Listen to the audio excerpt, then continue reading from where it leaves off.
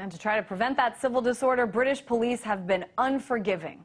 I'm seeing more than 3,000 people were arrested, more than 1,000 charged. And to give you an idea of some of the other harsh sentences, another man, a 23-year-old, got 6 months for stealing a case of bottled water. Sentences like this being praised by Prime Minister David Cameron. Now, this is a developed country with an advanced legal system. Many critics saying this is severe overreaction on the part of the British government. And that, you know what? We should be worried about what comes next if this is happening today. Well, among those calling for a close examination of all this, radio host Alex Jones, he's in Austin, Texas right now, and I would imagine has a few things to say about this.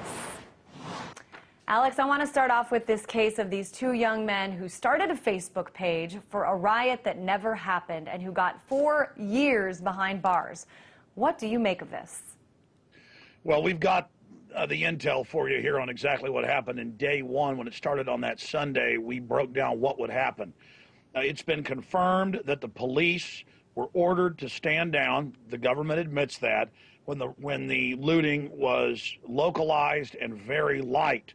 Then word spread to basically the hooligan football types and other miscreants that it was time to have a party and that you could loot and steal.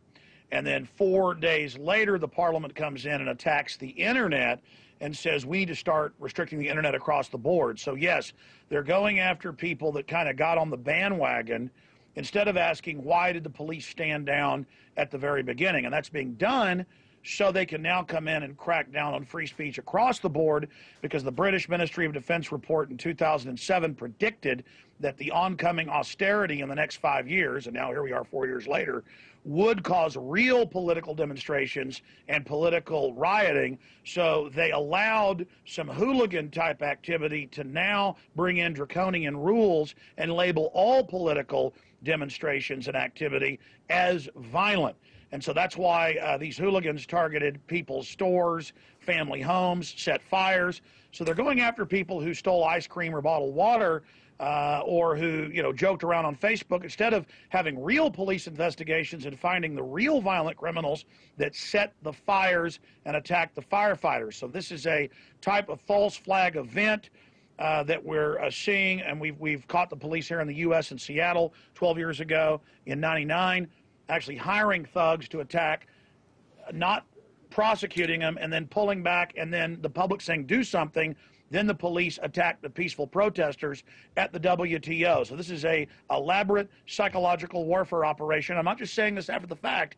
At prisonplanet.com and Infowars.com with our reporters in London, we predicted everything that unfolded. This is a standard operating system. It's so interesting, Alex, whenever I hear about things like this happening, especially crackdown on social media. I mean, it was not very long ago that our government, the U.S. government, was criticizing Egypt for shutting down their internet service, which is, a lot of these social media sites, Facebook and Twitter, is where their kind of protests were being organized.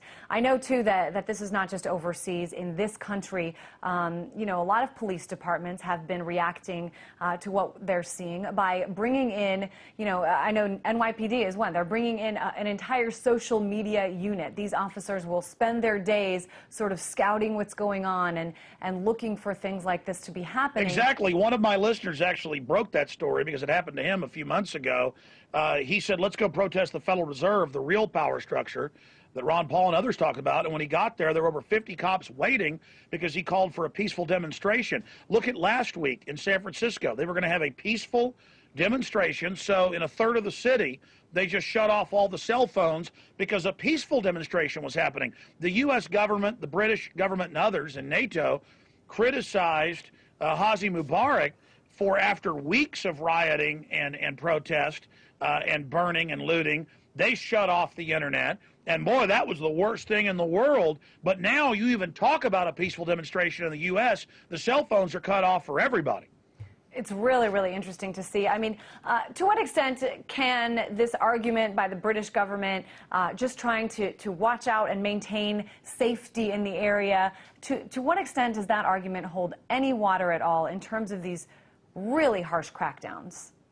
It holds no water because the British government pressured Amazon 3 days into it to not sell people baseball bats and other things to defend themselves. So the Brits have been disarmed, and then the government stands down in southern London with some very small riots going on over a youth who was shot.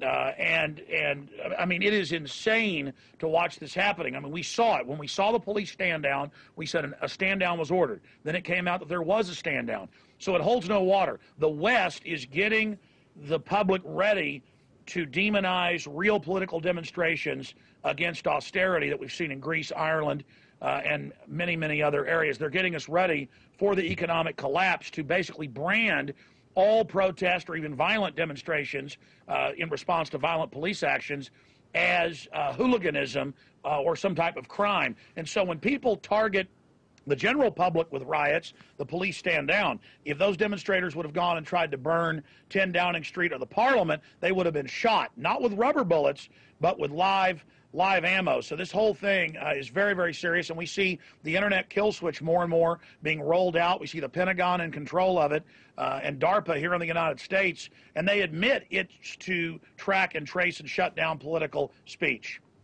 If you could just give me one or two sentences, Alex, of your prediction for sort of the implications of this, especially in regards to social media and the internet. It's going to be used all over the Western world as a pretext to even shut down mild political speech. And it's all being done because the police stood down and didn't nip these riots in the bud from the very, very beginning. This is the beginning of the end of the internet and freedom of speech if we don't stand up and speak out against this. All right, radio host Alex Jones joining us from Austin, Texas.